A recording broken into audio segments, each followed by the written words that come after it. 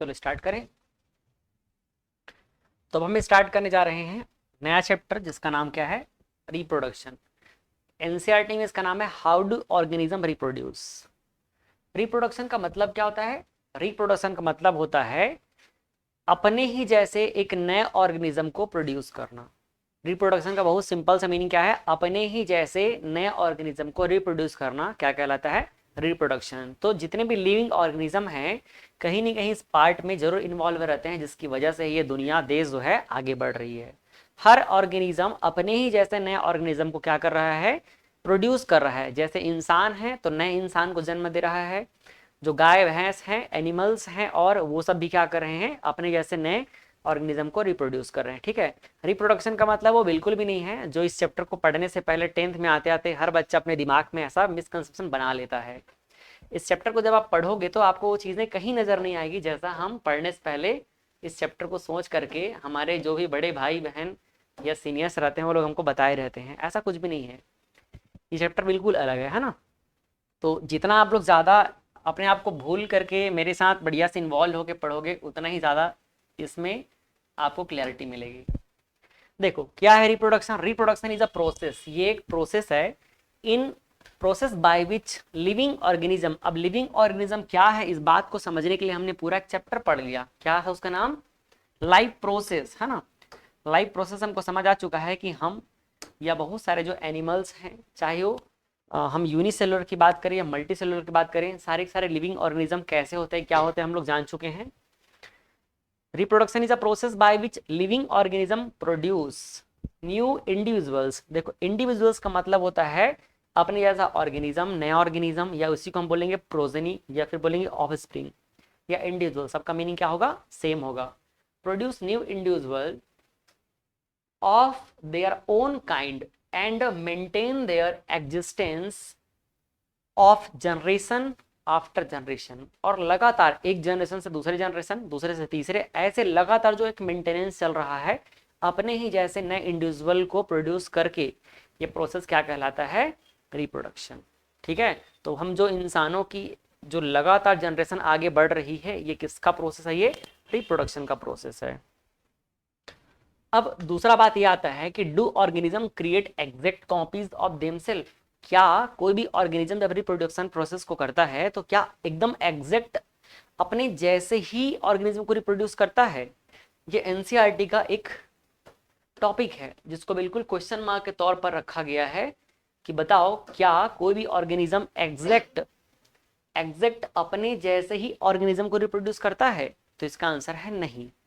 Exact नहीं करता है, उसमें कुछ ना कुछ क्या रहता है? वेरिएशन रहता है, कुछ ना कुछ एरर रहता है।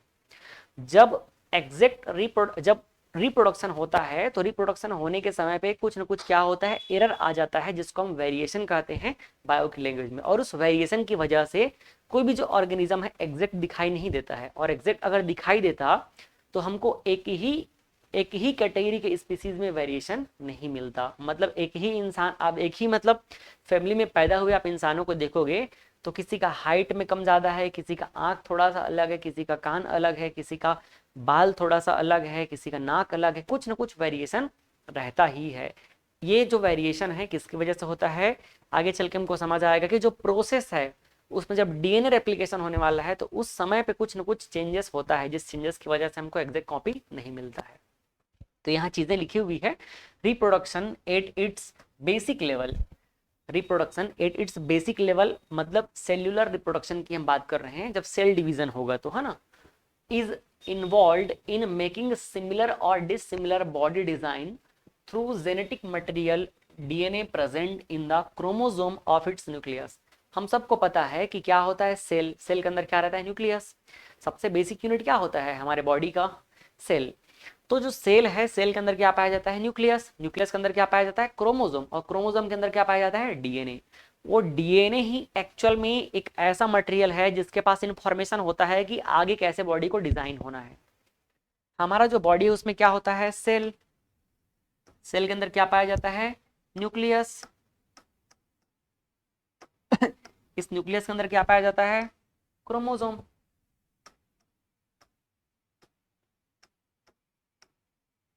क्रोमोसोम के अंदर क्या पाया जाता है? क्रोमोसोम के अंदर पाया जाता है डीएनए। ठीक है। तो ये जो डीएनए होता है, ये डीएनए ही एक्चुअल में यही क्या होता है, यही इंफॉर्मेशन कंटेन रखता है कि आगे चल के जो बॉडी है कैसा डिजाइन होना है। ठीक है।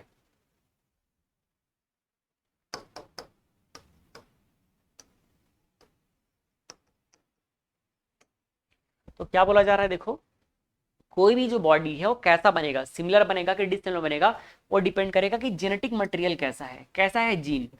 तो इसके बारे में बात करें हम लोग डीएनए के बारे में, जेनेटिक मटेरियल का नाम क्या है, डीएनए। और डीएनए ही ये पूरा बायो का पार्ट है। मैं कोशिश कर रहा हूँ कि आप लोगों को जितना सिंपल तरीके से समझ आ जाए करके। बायो का पार्ट कहने का मतलब हम लोग अलग से एक चैप्टर ही पढ़ते हैं बायो मॉलिक्यूल्स करके, वहां इन चीजों को बहुत डीप में समझते हैं। तो मैं बहुत ज्यादा आप लोगों को डेप्थ में ले आने की कोशिश नहीं करूंगा इन चीजों को मतलब लेकर के। हम मेन जो चैप्टर की बातें हैं उन्हीं पर ही हम लोग फोकस करेंगे। तो यहाँ आपको बस एक ही बात समझना है कि जो भी रिप्रोडक्शन हो रहा है तो उसके लिए कौन रिस्पॉन्सिबल है, जेनेटिक मटेरियल। जैसा जीन ट्रांसफर होगा सामने वाले बॉडी में तो वैसा ही उस जीन के अकॉर्डिंग क्या होता है, बॉडी का स्ट्रक्चर तैयार होने वाला है। DNA, DNA is source of information for making protein. Protein मतलब समझ रहे हो, प्रोटीन से ही बॉडी का स्ट्रक्चर तैयार होने वाला है। तो डीएनए क्या है, डीएनए ही वो सोर्स ऑफ इंफॉर्मेशन है जो कि आगे उस तरह के प्रोटीन को आगे स्ट्रक्चर देगा। Any change in the information lead to production of different protein. और उसके बाद क्या हो जाएगा, कुछ भी अगर डीएनए में थोड़ा भी चेंजेस आया, कुछ भी अगर चेंजेस आया तो वो चेंजेस क्या कर देगा, जो प्रोटीन है उसको भी क्या कर देगा, प्रोटीन को भी डिफरेंट कर देगा। Which ultimate lead to the altered body design. और उस प्रोटीन के चेंजेस की वजह से क्या हो जाएगा, बॉडी के स्ट्रक्चर में भी चेंजेस आ जाएगा। तो यहाँ हमको क्या समझ आया कि ऑर्गेनिज्म का जो भी आगे रिप्रोडक्शन होने के लिए सेम तरीके का रिप्रोडक्शन होने वाला है, जो सेम ऑर्गेनिज्म हमको मिलेगा ऐसा लग रहा है, वो सेम क्यों नहीं होगा, क्योंकि वहां पर इस प्रोसेस में जो जेनेटिक मटेरियल ट्रांसफर हो रहा है उसमें कुछ ना कुछ क्या रहने वाला है, चेंजेस रहने वाला है, जिस चेंजेस की वजह से उसका बॉडी का डिजाइन भी अलग होने वाला है। अभी इसमें बस ये समझ पाए हैं कि जो हमारा सेल बनता है वो कैसे बनता है, जैसा डीएनए रहेगा वैसा वो बॉडी का स्ट्रक्चर तैयार करेगा, जैसा डीएनए रहेगा वैसा वो न्यूक्लियस को तैयार करेगा, वैसा न्यूक्लियस तैयार होगा तो वैसा क्या हो जाएगा, आगे सेल तैयार होने वाला है। देखो basic event in the reproduction is the production of DNA copies. जो रिप्रोडक्शन का जो सबसे बेसिक प्रोसेस है वो होता है डीएनए का रेप्लिकेशन, डीएनए का कॉपी होना। कॉपी को क्या बोलते हैं, रेप्लिकेशन बोलते हैं। तो डीएनए कॉपी जब होता है तो उसी समय पे कुछ ना कुछ क्या होता है, एरर आता है। जब डीएनए कॉपी होता है, जैसे फोटो कॉपी समझ लो, जो हमारा एक मेन कॉपी हम लोग लेके आते हैं और मेन कॉपी से फोटो कॉपी करते हैं, तो कभी भी आप देखना मेन कॉपी और फोटो कॉपी की क्वालिटी सेम नहीं रहती है। इवन आप एक फोटो कॉपी को भी क्या करोगे, फोटो कॉपी करोगे तो आप देख पाओगे कि दोनों में कुछ ना कुछ डिफरेंस रहता है, क्योंकि वहां पर उस प्रोसेस में कुछ ना कुछ चेंजेस जरूर होता है। तो वही बोल रहा है कि जो रिप्रोडक्शन की हम बात कर रहे हैं उस रिप्रोडक्शन का सबसे बेसिक प्रोसेस क्या है, बेसिक प्रोसेस है डीएनए का कॉपी होना, क्योंकि डीएनए ही आगे पूरा बॉडी के स्ट्रक्चर कैसे बनेगा उसके लिए इंफॉर्मेशन रखता है, वही प्रोटीन को आगे चल के हिंट करता है। तो basic event in the reproduction is production of DNA copies in a reproducing cell. This process is called DNA replication. और डीएनए का कॉपी होना ही क्या कहलाता है, डीएनए रेप्लिकेशन कहलाता है। When the cell divides into two, each cell get copy of each DNA of the chromosome along with the whole cellular apparatus।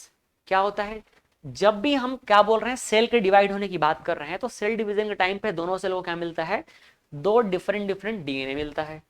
और दोनों डीएनए जो होगा तो दोनों का अपना क्रोमोसोम भी होगा, और उसके अकॉर्डिंग क्या हो जाएगा, पूरा सेल जो है डिवाइड हो जाता है। इसका मतलब ऐसा है कि मान लो हमारे पास एक डीएनए है, ये देखो ये क्या है, एक डीएनए है, ये कुछ इस तरह से है, ये मान लेते हैं डीएनए। ठीक है, जब इस डीएनए से क्या होना है, सेल का डिवीजन होना है, ये पूरा सेल है, सेल के अंदर का डीएनए को हम लोग बता रहे हैं। सबसे पहले स्टेप में क्या होता है, इस डीएनए का रेप्लिकेशन हो जाता है।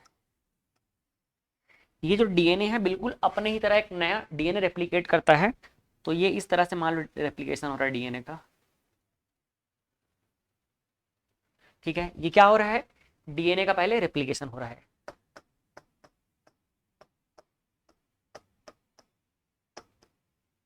ये हो गया डीएनए का रेप्लिकेशन, पहला स्टेप। जब डीएनए का रेप्लिकेशन हो जाएगा तो इसके बाद क्या होगा, ये डीएनए जो है न्यूक्लियस बना देगा, फिर न्यूक्लियस भी बनेगा तो न्यूक्लियस क्या हो जाएगा, न्यूक्लियस का डिवीजन हो जाएगा। तो ये देख लो अगले स्टेप में क्या होने वाला है, न्यूक्लियस का डिवीजन हो जाएगा।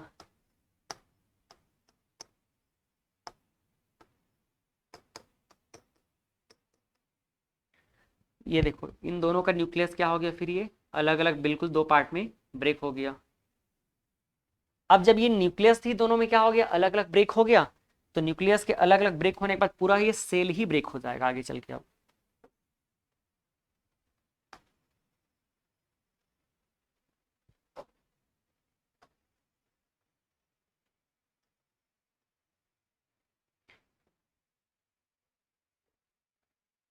ये पूरा क्या हो गया, सेल का डिवीजन हो गया। पहले क्या हुआ, एक डीएनए था, डीएनए अपने जैसा कॉपी किया और यहाँ पर अभी न्यूक्लियस नहीं बना हुआ, न्यूक्लियस अभी एक ही है मान के चलो। अब यहाँ पर क्या हो गया, दोनों में ये न्यूक्लियस भी डिवाइड हो गया। अब न्यूक्लियस के डिवीजन के बाद क्या हो गया, पूरा ये न्यूक्लियस अपना दोनों अलग अलग क्या कर लिए, सेल को भी सेपरेट कर लिए। मतलब एक इंसान का शादी हुआ उसने अपना एक अलग परिवार बसा दिया, दूसरा इंसान का शादी हुआ उसने अपना एक अलग परिवार बसा दिया। समझ आ रहा है, जब शादी नहीं हुआ तो सब क्या है, एक ही घर में है। ये वैसी बात है, न्यूक्लियस आया तो न्यूक्लियस क्या कर लेगा, अपना अलग फैमिली बना लेगा, तो अपना अलग अलग सेल स्ट्रक्चर तैयार कर देगा। तो ये ऐसा करके क्या होता है, एक नया ऑर्गेनिज्म देखो प्रोड्यूस हो गया ना, इसको हम क्या बोलेंगे, सेल डिवीजन। ये इस तरह से क्या हो गया, सेल डिवीजन।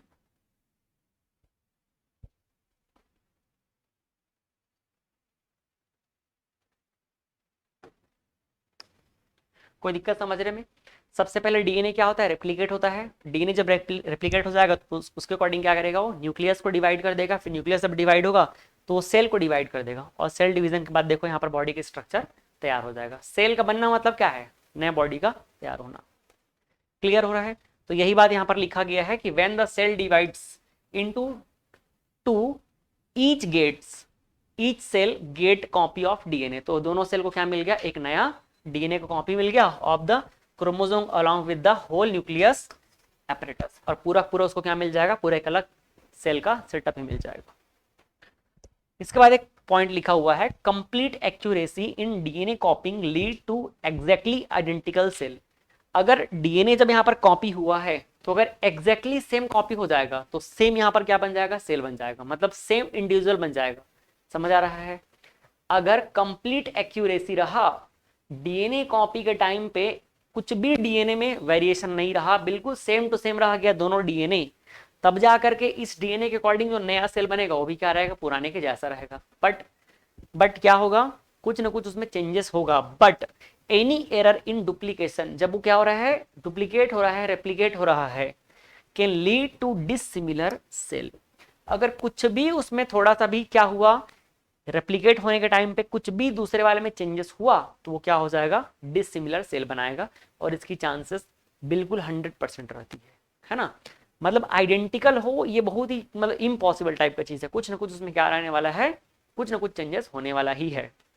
और ये जो चेंजेस हो रहा है इसी क्या बोला जाता है, वेरिएशन कहा जाता है। तो अभी तक हम लोग क्या समझ पाए हैं, अभी तक हम लोग बस ये समझ पाए कि रिप्रोडक्शन जब होगा तो एग्जैक्टली कॉपी क्यों नहीं होगा, exactly copy exactly same organism क्यों रिप्रोड्यूस नहीं हो पाएगा, क्योंकि जो रिप्रोडक्शन का प्रोसेस है ना उसमें क्या होता है, सबसे पहले डीएनए रेप्लिकेट होता है, डीएनए रेप्लिकेट होता है तो उसी समय कुछ ना कुछ क्या हो जाता है, चेंजेस हो जाता है, और उस चेंजेस की वजह से जो न्यूक्लियस बन रहा है, और न्यूक्लियस नया क्या तैयार करता है, सेल।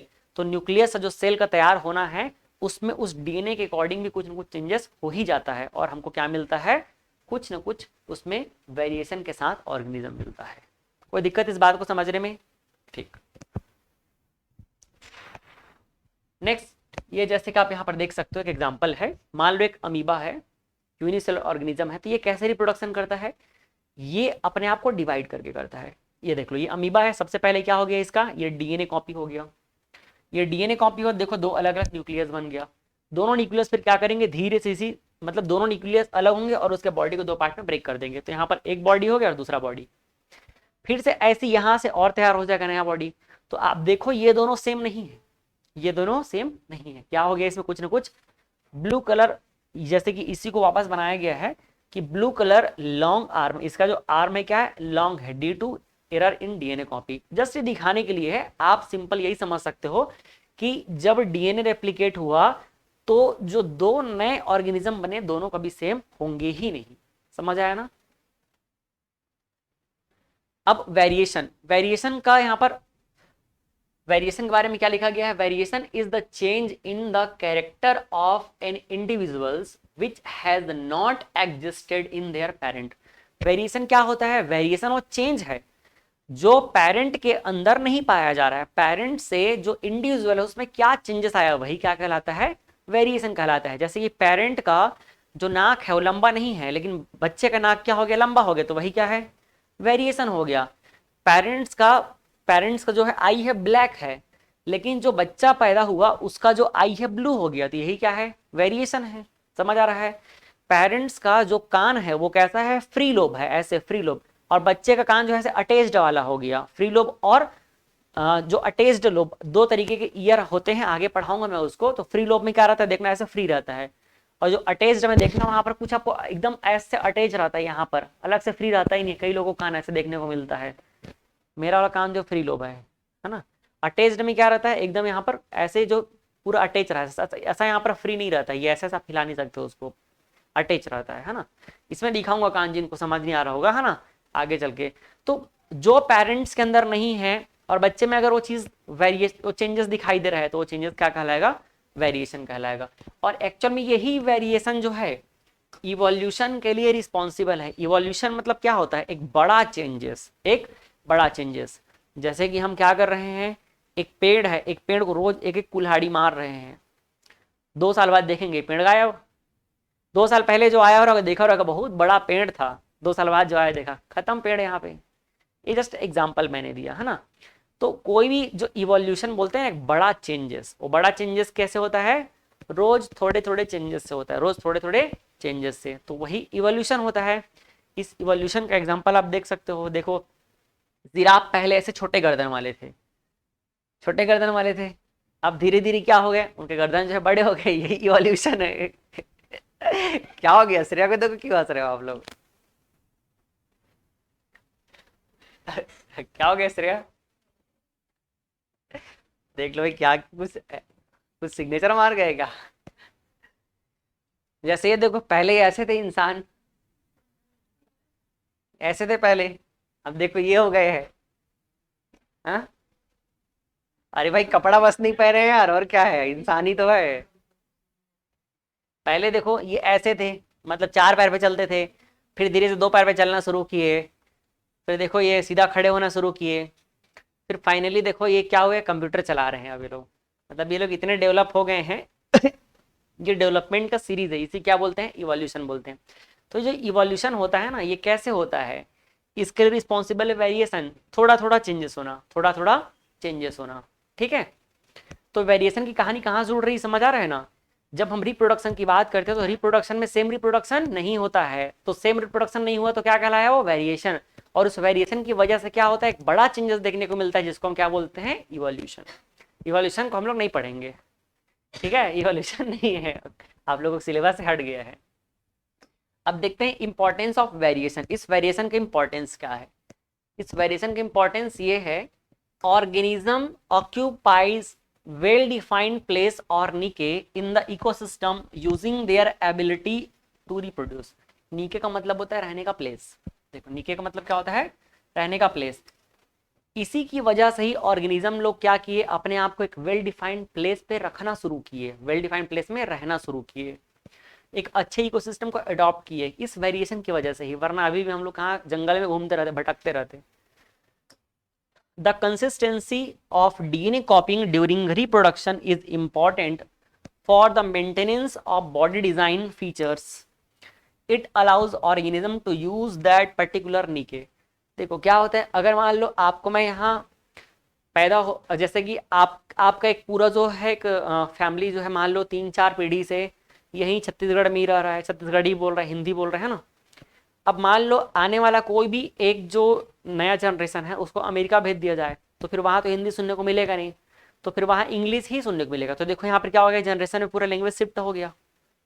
तो जब भी कोई वेरिएशन होता है ना, तो वो वेरिएशन हमारे डीएनए को नए तरीके के इकोसिस्टम में रहने के लिए स्टेबिलिटी प्रोवाइड करता है, नए तरीके के सिस्टम में रहने के लिए, उसको एक अडॉप्ट करने के लिए एक तरीके से इनकरेज करता है। जैसे ये जो एग्जाम्पल है, मान लो पहले के ज़माने पे जो जिराफ थे उनके गर्दन छोटे थे, उनके गर्दन क्या थे, छोटे थे। तो ऐसा इसलिए क्योंकि उन लोगों को जो भी पत्ते वत्ते खाने थे, पेड़ों की जो डालियां झुकी रहती थी, तो फिर जल्दी से खाने को मिल जाता था। लेकिन अब क्या हो गया, अब जब सब नीचे के पत्ते को खा लेंगे तो फिर पत्ता कहाँ चला गया, ऊपर। तो भाई अब ऊपर चला गया तो जो नया बच्चा पैदा हो रहा है, मम्मी को देख रहा है कि ऐसे गर्दन को उठा उठा करना पड़ रहा है खाने के लिए, है ना, तो वो तो नहीं खा पाएगी, तो गया उसका जिंदगी। लेकिन अब जो बच्चा है, नया आया है, तो अब देखेगा कि भाई उसको अगर पत्ते खाने, थोड़ा सा गर्दन को क्या करना पड़ेगा, ऐसे खींचना पड़ेगा, ऐसे खींचना पड़ेगा। तो ऐसा पत्ते को खाने के लिए गर्दन खींचते खींचते गर्दन जो है इतना खिंचा गया है कि अब ये क्या हो गया है, जिराफ इसी चीज से ही जाना जाता है कि गर्दन क्या है उसका, बड़ा है। तो ये इवोल्यूशन क्यों हुआ, क्योंकि अगर वो पत्ते पत्ते का जो हाइट है जो उसको खाना है वो बड़ा हो गया, तो गर्दन क्या हो रहा है, खिंचता जा रहा है। जैसे ऐसे बताया जाता है कि आने वाले टाइम में हमारा भी, हम इंसानों की भी उंगली बहुत बड़ा हो जाएगा, क्योंकि दिन भर स्क्रॉल ही कर रहे हैं, दिन भर क्या कर रहे हैं, स्क्रॉल ही कर रहे हैं, है ना, मोबाइल ही चला रहे हैं। तो सबसे ज्यादा एक्सरसाइज किसका हो रहा है, हमारे फिंगर का हो रहा है। तो क्या हो जाएगा, हमारा ये जो फिंगर है, ये थंब है, अंगूठा है, ये क्या हो जाएगा, बड़ा हो जाएगा। और ऐसा होगा तो ये सरप्राइज की बात नहीं है।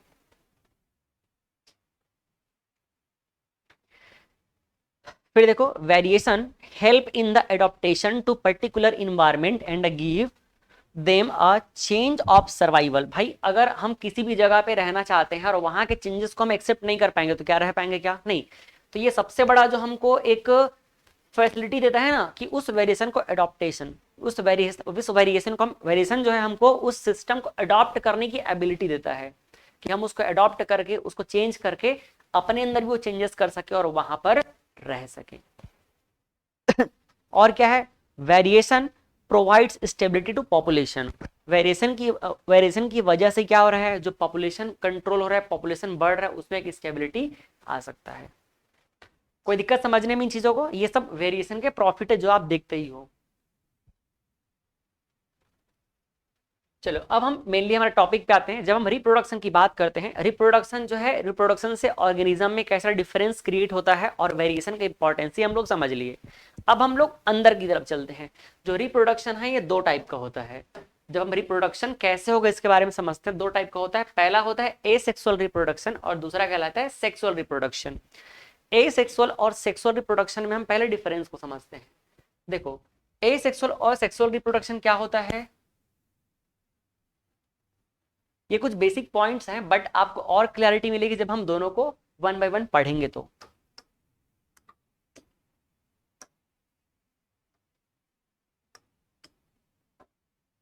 देखो क्या है भाई, पहला फर्स्ट पॉइंट होता है नंबर ऑफ पेरेंट्स। जब हम एसेक्सुअल रिप्रोडक्शन की बात करते हैं तो ये किन में पाया जाता है, ये पाया जाता है यूनिसेलुलर ऑर्गेनिज्म में, मतलब जिनके अंदर सिंगल सेल रहता है। तो वहां पर सिर्फ एक ही पेरेंट्स की रिक्वायरमेंट रहती है। The process involve only one cell और one parent, so is called uniparental reproduction. इसमें सिर्फ एक ही सेल या एक ही पेरेंट्स की रिक्वायरमेंट रहती है। जैसे कि अमीबा में देखें, अमीबा क्या हो रहा है, खुद को ही दो पार्ट में डिवाइड कर रहा है, किसी और की जरूरत है क्या, नहीं है। तो ये जो एसेक्सुअल रिप्रोडक्शन है किसके अंदर होता है, यूनिसेलुलर ऑर्गेनिज्म के अंदर होता है। और वहां पर कितने पेरेंट्स की रिक्वायरमेंट रहती है, सिर्फ एक ही पेरेंट्स की रिक्वायरमेंट रहती है। Sexual reproduction, this process involve two cells, यहाँ पर दो सेल कम से कम चाहिए, दो सेल कम से कम चाहिए, या बोल सकते हो उसी को गैमेट्स। गैमेट्स क्या है डिटेल में हम लोग आगे और समझेंगे भी। दो सेल चाहिए या दो गैमेट्स चाहिए, belonging to either the same और डिफरेंट पेरेंट्स। हो सकता है कि वो दोनों सेम पेरेंट्स है या हो सकता है डिफरेंट पेरेंट्स रहे। So is generally by parental. तो ये जो प्रोसेस है सेक्सुअल जो रिप्रोडक्शन है, ये क्या है, बाई पेरेंटल है। यहाँ दो पेरेंट्स की जरूरत होती है और यहाँ पर एक सिंगल पेरेंट से काम चल जाता है। दूसरा है रिप्रोडक्टिव यूनिट। रिप्रोडक्शन के लिए कुछ ना कुछ यूनिट की रिक्वायरमेंट रहती है। The whole body of the parent act as a reproductive unit और इट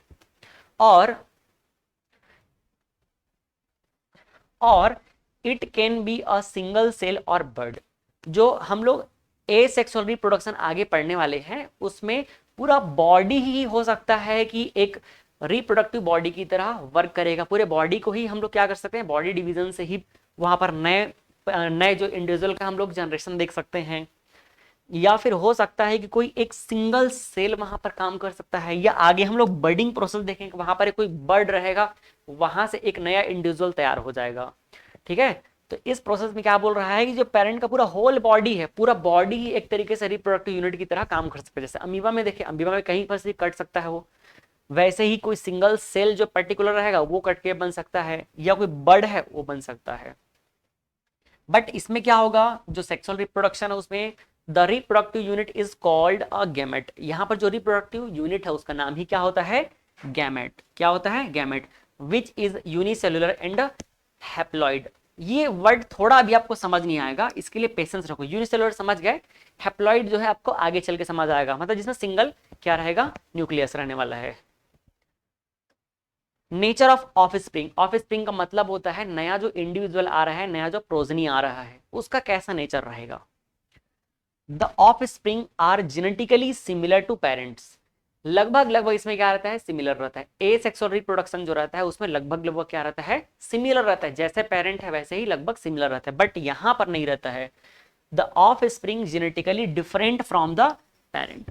समझ आ रहा है, यहाँ पर क्या रहेगा, पेरेंट्स से डिफरेंट रहेगा। क्यों, क्योंकि यहाँ पर दो गैमेट्स आपस में क्या कर रहे हैं, फ्यूज हो रहे हैं, तो उसकी वजह से कुछ ना कुछ उसमें ज्यादा वेरिएशन देखने को मिलेगा ही मिलेगा। फर्टिलाइजेशन, फर्टिलाइजेशन का मतलब क्या है, ये भी अभी थोड़ा आपको समझ पाना मुश्किल है। जब मैं जैसे ही टॉपिक पे आऊंगा, आप लोग जानते हो तो अच्छी बात है, बट इस चैप्टर में जरूर उसको बताऊंगा। फर्टिलाइजेशन मतलब फ्यूजन होता है, जो गैमेट्स का फ्यूजन है। तो फर्टिलाइजेशन इसमें होता ही नहीं है, जरूरत ही नहीं है इसमें, क्योंकि सिंगल सेल है यहाँ पर। बट यहाँ पर क्या होता है, फर्टिलाइजेशन होता है, दो गैमेट्स का आपस में फ्यूजन होता है। सेक्स ऑर्गन, देखो no formation of sex organ, यहाँ पर कोई सेक्स ऑर्गन की रिक्वायरमेंट नहीं रहती है, लेकिन यहाँ पर formation of sex organ is essential. मतलब वो पर्टिकुलर रिप्रोडक्टिव जो यूनिट है उसकी रिक्वायरमेंट यहाँ पर जरूर रहती है, उसके बिना यहाँ पर रिप्रोडक्शन आगे नहीं बढ़ सकता। ऑकरेंस इन लोअर ऑर्गेनिज्म, ये कहाँ पाया जाता है, जो लोअर लो डेवलप्ड ऑर्गेनिज्म होते हैं उनमें ये चीज पाया जाता है। बट जो हायर ऑर्गेनिज्म होते हैं, जो एनिमल्स होते हैं, डेवलप्ड ऑर्गेनिज्म होते हैं, उनके अंदर ये वाला पाया जाता है। इन हायर प्लांट्स आप देख सकते हो, या फिर एनिमल्स है, उनमें ये चीज जो है पाया जाएगा। एग्जाम्पल आप देख सकते हो, बैक्टीरिया हो गया, ईस्ट हो गया, ये सारे जो हाइड्रा वगैरह है, इनमें पाया जाता है क्या, asexual reproduction. But sexual reproduction कहाँ पाया जाएगा, ह्यूमन बींग हो गया, जो फ्लावर वाले प्लांट्स होते हैं, फ्लावरिंग प्लांट्स, वहां ये चीज पाया जाता है। मेरे ख्याल से आप लोग 7th 8th वगैरह में ना, या 9th में फ्लावरिंग प्लांट के बारे में तो जरूर पढ़े होंगे, थोड़ा बहुत ह्यूमन रिप्रोडक्शन भी पढ़े होंगे, है ना। तो बस आज हम अब बाकी की जो कहानी है उसको कल कंटिन्यू कर लेंगे, है ना। कल हम स्टार्ट करेंगे कहाँ से, सेक्सुअल एसेक्सुअल रिप्रोडक्शन, ये एक छोटा सा पार्ट रहेगा, और इसके जस्ट बाद सेक्सुअल रिप्रोडक्शन हम लोग देखेंगे। तो आज बस थोड़ा सा शुरुआत करना था, इंट्रो करना था, कोई दिक्कत समझने में। आज हम लोग बहुत थोड़ा सा पार्ट समझे कि रिप्रोडक्शन क्या होता है।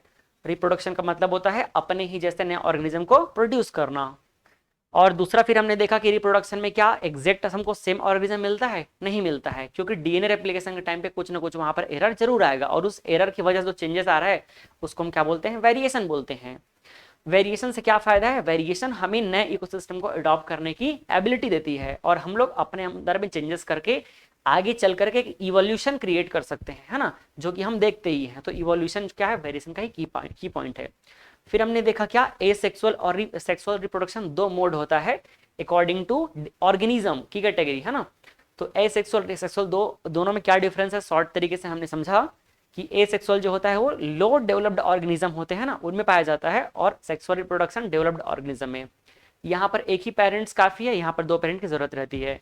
यहाँ पर गैमेट्स या फर्टिलाइजेशन की जरूरत नहीं पड़ती है, यहाँ पर गैमेट्स का भी जरूरत रहता है, फर्टिलाइजेशन भी होता है। और यहाँ पर लगभग आप बोल सकते हो उसी के जैसा ही मिलता है, एग्जैक्ट सिमिलर तो नहीं बोल सकते, लेकिन लगभग सिमिलर मिलता है। बट यहाँ पर क्या मिलेगा, डिफरेंट ही जो ऑर्गेनिज्म है वो बनते हैं। ठीक, तो चलो अब हम पढ़ेंगे क्या नेक्स्ट अगले क्लास में, एसेक्सुअल रिप्रोडक्शन को।